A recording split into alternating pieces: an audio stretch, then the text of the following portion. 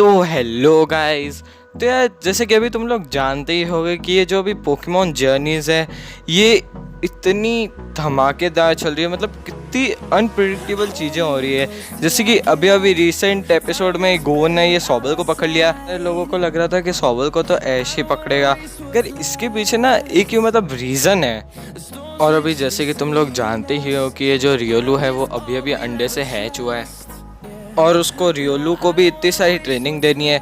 तो अगर वो सॉबल को पकड़ लेता तो उसका फिर रियोलू पे कम ध्यान जाता, या तो फिर अगर वो रियोलू पे कंसंट्रेट करता तो फिर उसका सॉबल पे कम ध्यान जाता। और ऐश को भी अभी वर्ल्ड चैम्पियनशिप में पार्ट लेना है तो वो कोई रिस्क नहीं ले सकता, क्योंकि उसको बहुत ही ज़्यादा यूँ काम करना पड़ेगा और उसको ट्रेनिंग करनी पड़ेगी।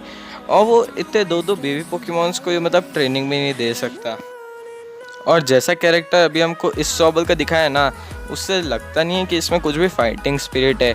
जबकि ऐश को तो वर्ल्ड चैम्पियनशिप जीतनी है और लियोन को भी हराना है, तो उसको थोड़े फाइटिंग स्पिरिट टाइप के ये पोकेमॉन देने पड़ेंगे। और जबकि ये स्कोर बनी ये लोग गो को दे चुके हैं, तो बच्चा ग्रोकी। अब अगर तुमने स्वॉर्ड एंड शील्ड गेम का ट्रेलर देखा है या फिर खेला है तो तुम्हें पता तो होगा ही कि यार ग्रोकी में उसमें ये मतलब फाइटिंग स्पिरिट तो दिखाई गई थी, मतलब कि इतना सॉबल जैसा ही रोंदू टाइप का नहीं दिखाया गया था। तो अगर ऐश ग्रोकी या फिर उसके सेकंड इवोल्यूशन थॉकी को भी पकड़ता है ना तो भी बहुत ही सही रहेगा, क्योंकि ये अगर वो पकड़ेगा उसको तो मे बी उसको लुकारियो में इवॉल्व करने के बाद ही पकड़ेगा। तब उसका लुकारियो तो इवॉल्व हो भी चुका होगा और वो थोड़ा बहुत पावरफुल भी हो चुका होगा, तो फिर वो थोड़ा बहुत ध्यान ये ग्रोकी पे भी दे सकता है। और हाँ, मगर मैं तुम्हें ये बात बता दूं कि ये जो भी मैं कर रहा हूँ वो सब एक वाइल्ड गैस है, क्योंकि यार हमने कभी ऐसा एक्सपेक्ट भी नहीं किया था वो चीज़ें पोकेमॉन जर्नीज़ में हो रही है।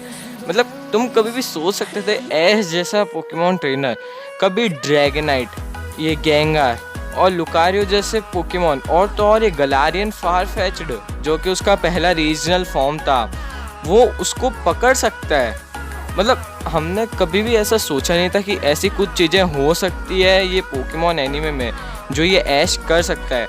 मगर जैसे कि तुम लोग देख ही सकते हो कि पोकेमॉन जर्नीज़ में ये सब हो रहा है। तो इस वजह से मैं कह रहा हूँ कि ये जो पोकेमॉन जर्नीज़ है इसमें कुछ भी हो सकता है। हम बस एक गैस कर सकते हो। मैं तुम्हें सच में बता दूँ ना कि जो भी ये लोग सारे यूँ गैस करें या प्रेडिक्ट करें ना, इसके होने के चांसेस मोर देन लेस पर 50% है, मतलब 40% चांसेस है जो कि ये होंगे।